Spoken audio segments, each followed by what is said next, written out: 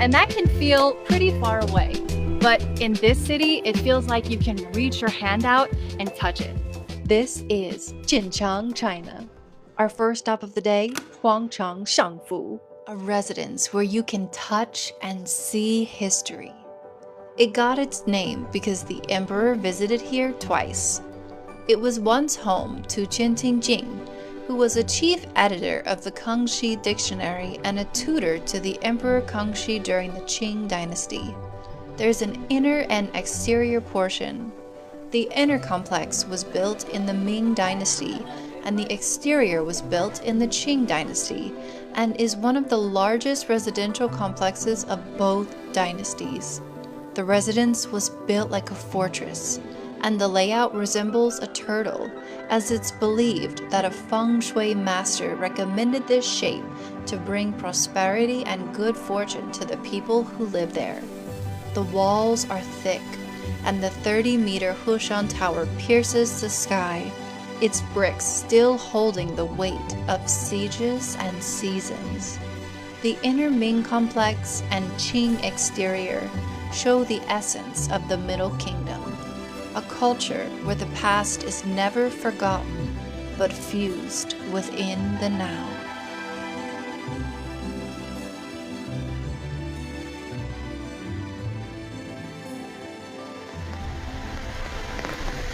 It's raining pretty bad. It's lunchtime. That means it's time to eat something really good. Let's go.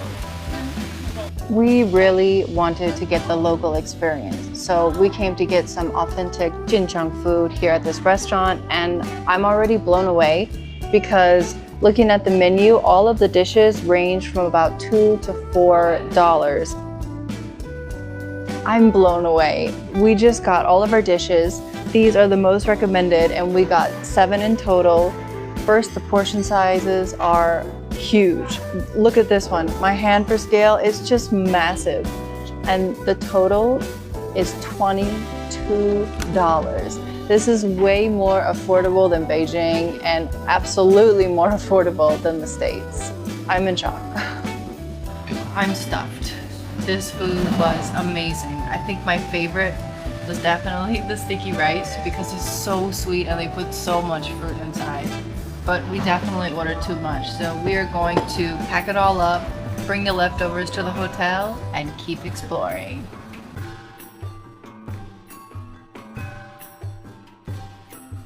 In the ancient city of Jinchang, history is carved in stone at the Taoist Guandi Temple. It's over 800 years old and is famous for its 8 stone-carved pillars that are incredibly intricate and detailed. To pray to Guan Yu here, first wash your hands, light the incense, do 3 bows, and say your wishes. We also saw the Jade Emperor at his temple, another Taoist temple that is over 900 years old. In addition to the emperor, you can also find very lifelike sculptures of deities, some even in Black Myth Wukong. It feels like every corner you turn in Jinchang, there is another incredible temple waiting to be explored.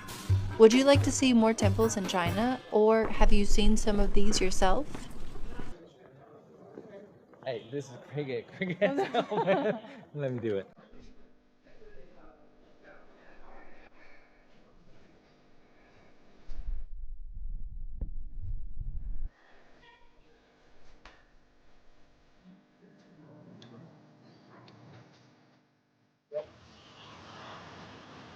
Now it's time to grab some dinner. We are getting some authentic Jinchang noodles. I'm so excited to try. We just got our noodles and our beef, and we paid 22 kwai, which is about $3. This is cheaper than us getting 2 milk teas. I live in a tier 1 city in Beijing, so things are going to be more expensive. So coming to Jinchang, which is a tier 4 city, I really wanted to live like a local. That's why I've been doing local things like riding the bus or getting local food at local spots or drinking what the locals drink. And I feel like life is just so affordable here. These noodles were $3, drinks are cheaper, parking is cheaper, riding the bus is cheaper, and sometimes even free, like on the weekends. This place is really insane. I'm blown away.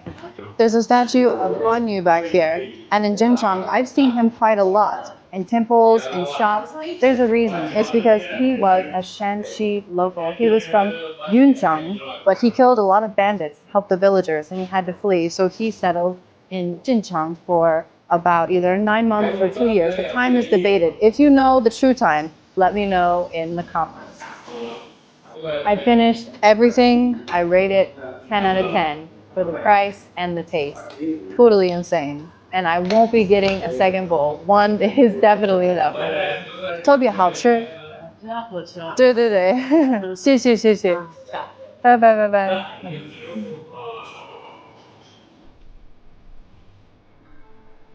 We couldn't believe that getting into a park like this was free.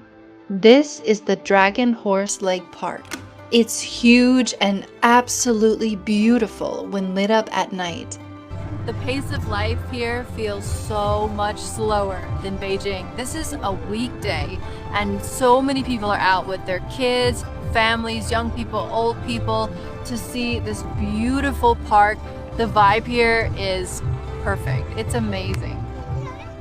There was a show of iron flowers, which is a traditional Chinese firework method where molten iron is struck. And there were also Chinese opera singers doing Shangdang Bangzi opera. Life in Jinchang feels slow-paced.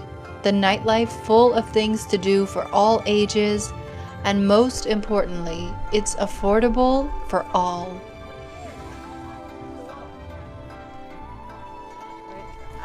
So many people act shocked when they see me. I guess they don't see too many foreigners here. They literally have to do like a double take.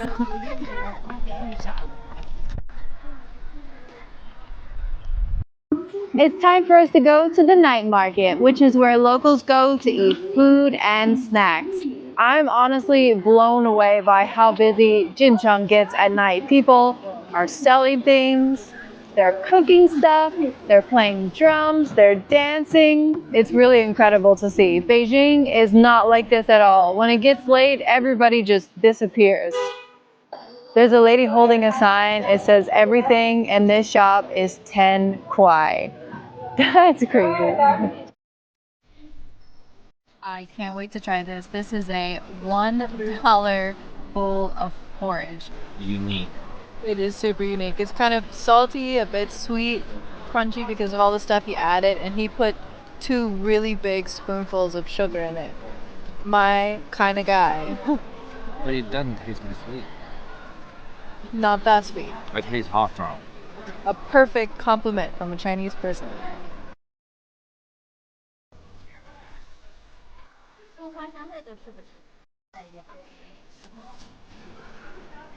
Five kuai Chinese burrito.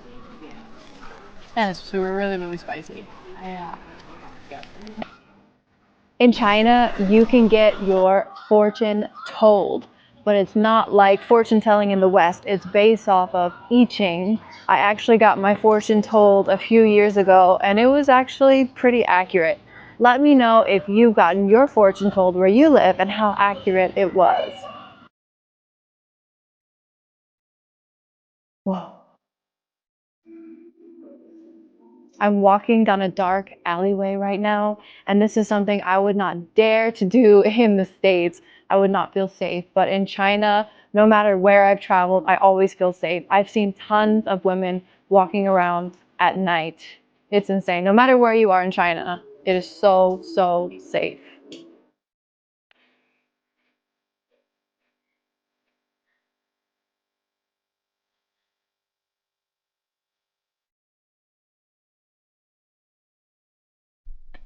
Jinchang keeps blowing my mind with how affordable it is, even the hotel room. We are spending about $50 a night, and it feels like a 5-star hotel. I want to give you guys a room tour and show you just what we got. There's a huge bed, a lounge area, a desk, a fridge, a place here to store things, a TV. There's a tea bar. They give you free tea and complimentary water. But the most shocking thing to me is in the bathroom. Let me show you. There's a shower and a bathtub. There's both. That's super fancy. And in China, you barely have to prepare anything. They prepare it all for you. They give you free toothbrushes. shaving kits, and more. You got it all. In the States, they don't prepare that much. There's a toilet there. Let's go check out what's over here. You can hang your clothes. There's an ironing board, an iron, a hair dryer, and also if you're in China, don't get freaked out by this. This is just standard. They have to have it. There's a safe for your valuables, and also robes and another area to hang clothes. What do you think? Is $50 a good deal for this? I think it's an amazing deal.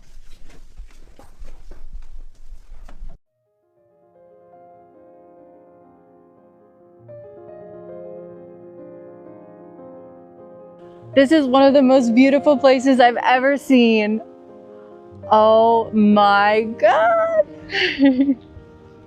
I'm in a village in China with an incredible history. First, check out this gorgeous canyon that runs through it. It's absolutely beautiful.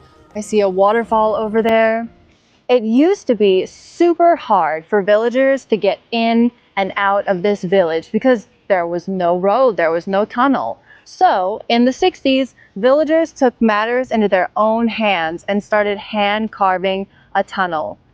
30 years later, they finished. And due to this new road, this new tunnel, it brought a lot of new people to the village and thus brought a lot of money here.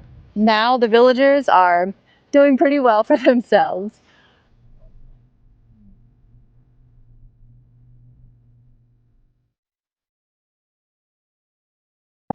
This place is so beautiful that people have come up here to paint. They're painting the canyon, the trees, the village, whatever they think is beautiful. What an incredible place. We're walking into the village and I just spotted a hawthorn tree. I've never actually seen a hawthorn tree before. This is so cool.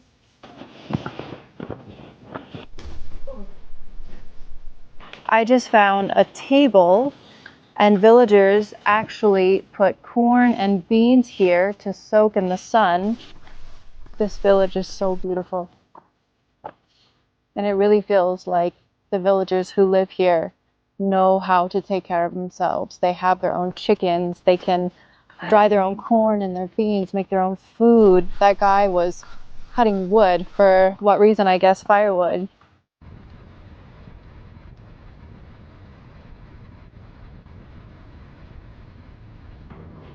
The driver is taking us to the tunnel right now. I'm so excited to see it.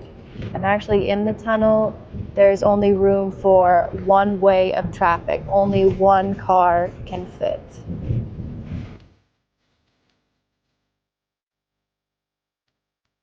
Whoa. And I see why you have to get a driver because the curves are wild. This is kind of scary, but he's definitely a professional. So here we go. It's a sea of clouds up here. This is gorgeous. Totally incredible. I keep thinking I've seen the most beautiful parts of China, and then I travel further and find something even more spectacular. Wangmangling took my breath away. It's a real-life representation of classic Chinese art, and its sea of clouds is something everyone should see at least once in their lifetime. We're not done exploring China. In fact, we've just gotten started. What other places, popular or off the beaten path, would you like us to go next? A church in China, in the middle of nowhere.